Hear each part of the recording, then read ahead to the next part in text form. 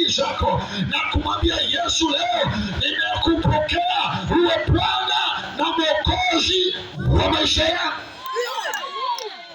Hello. Sasa unasema huyu kijana anaongea nini? Wewe unazania kuwa kijana na Yesu unasimama na ubiri ni kitu cha kawaida hivi? Si nyepesi.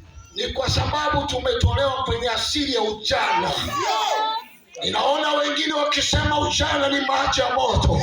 Ni sawa kutokana na asili yako. Maana hata baba yako alikuwa na wake 10. Ndio maana na wewe umeshindwa kuacha hao wanawake.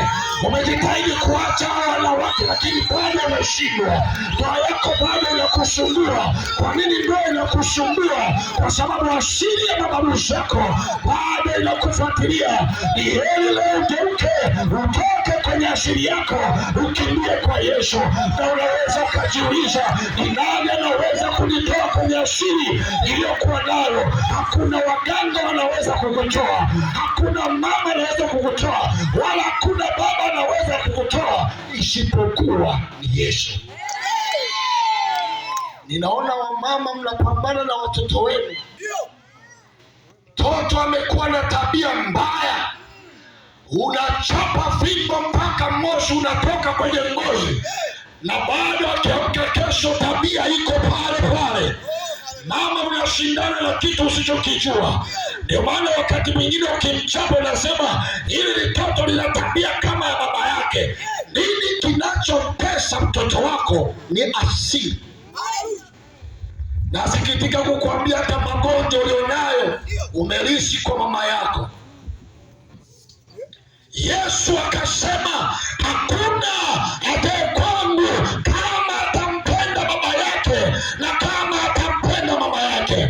Ukiendelea kukaa na tabia ya mama yako ama ya baba yako ama dini ya baba yako, huwezi kuwa salama. Ili utoke kwenye hiyo changamoto ulionayo, lazima ufike sehemu useme, nimeamua peke yangu kutoka kwenye hii hali. Nimekugeukia Yesu, wewe ndio ugeushe maisha yako. Somebody say amen. Naweza ukasubiria ni ubiri na mimi ndo naenda kumaliza hivyo. Natamani wangapi wanataka kutoka kwenye hali walizokuwa nayo. Wangapi wanatamani kumwambia shetani leo ni bye bye. Unajua, wacha nikupe siri moja. Unajua kwa nini ninazungumza asili? Leo nimekwambia nataka kujibu maswali mawili. Swali la kwanza ni watu wanasema kwamba wazungu walikuja kutuharibia asili yetu, wakatuletea dini ya Ukristo. Wangapi wameshasikia? Sasa leo nataka nikupe majibu. Leo nataka nikupe majibu. Kama asili yako ingekuwa na nguvu, basi ingekulazimisha, ama mababu zetu mizimu yao ama miungu yao ama uchawi wao ungekuwa na nguvu, basi hizo dini za wazungu zingeishia ndani ya ngani. Wazungu wangerogwa wakafia huko, hata Kristo tusingeusikia. Lakini kwa sababu Kristo sio dini, na Kristo ni nguvu, na ni nguvu zaidi ya mizimu, na ni nguvu zaidi ya uchawi. Ulipoingia barani Afrika, uliambia vinyamukera vyote nyamaza kimya. Uliambia miungu ya Wagogo nyamaza kimya.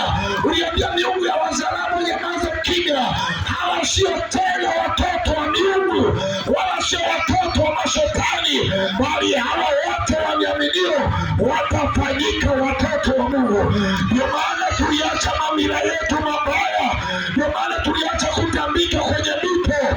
Ndio maana tuliacha kutambika kwenye miti mikubwa, tukakimbia kusali kanisa nzuri. Kwani uongo? Si wachawi wako hapa wangeoroga mkutano usifanyike. Wamebaki tupo na chonganisha ili kanisa liame. Kwa nini? Wameloga, wameshindwa. Kwa sababu wameshindwa, wanaanza kuleta fitina kwamba kanisa liame. Nataka nikutangazie wewe mama, nikutangazie wewe baba, ninakupa pole, kanisa haliwezi kuama, na ushauri lazima uache, na wewe lazima uokoke, maana hata ushauri ulionao haukusaidii chochote zaidi ya kukuweka kwenye mateso. Umeua watoto wako, imetosha. Shetani amekufunga kwenye hofu za mauti. Wacha nikutangazie jioni ya leo kwamba hata kama uko kwenye hofu ya mauti, kimbia kwa Yesu Kristo. Yeye alikuja ili uwe na uzima kisha uwe nao tele. Haijalishi walikuambia kwamba utakufa, nikutangazie jioni ya leo hakuna mauti kwako, bali uko uzima. Simama, sikiliza, anayemalizia hapa. Sasa tukaombe kwa jina la Yesu.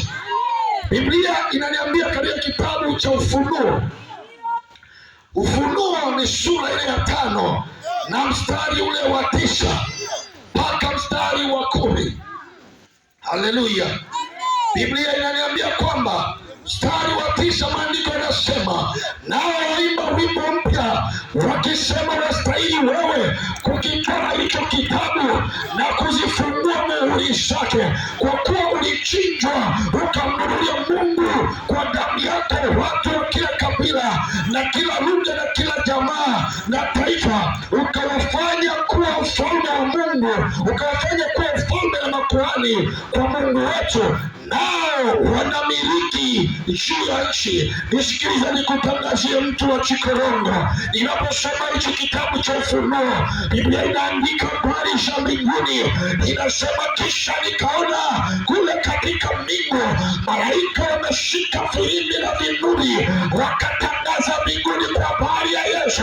Unajua, ninapozungumza habari ya Yesu, ninazungumza habari ilianza kutikisha mbinguni, ilitikisha malaika, ikatikisha manabii mbinguni, kazi zikaachwa zote, wote mbinguni, maserafi, makerubi wakashika vinubi, wakaanza kumhubiri Yesu Kristo. Wakati wa duniani tulikuwa tuna habari kama hiyo. Biblia inasema kule mbinguni wakatangaza, wakasema, wastahili wewe Bwana kuzivunja muhuri hizo. Wacha nikutangazie jioni ya leo, yule mwanaume aliyetangazwa mbinguni kwamba anastahili kuzivunja muhuri, yule mwanaume ninayetangaza jioni ya leo anastahili kuvunja muhuri ulioandikiwa.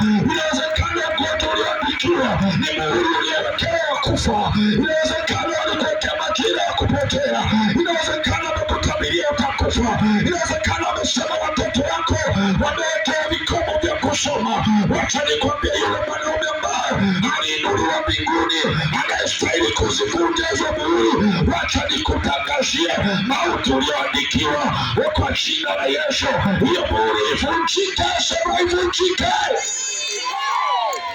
Biblia inasema unastahili wewe kwa kuwa ulichinjwa ukamnunulia Mungu watu wa kila kabila.